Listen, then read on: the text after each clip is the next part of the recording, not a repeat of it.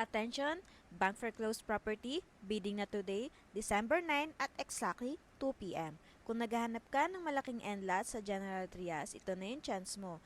40% to 50% below market value. Located sa Barangay Navarro, General Trias, Cavite.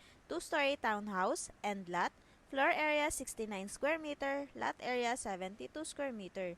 3 bedrooms, 1 toilet and bath, plus 1 powder room, 1 car garage, as is where is. Starting bidding price, 2,088,630. Reservation fee, 50,000. Down payment, 10%. 90% bank home loan. Sample computation, 10% down payment, 208,863.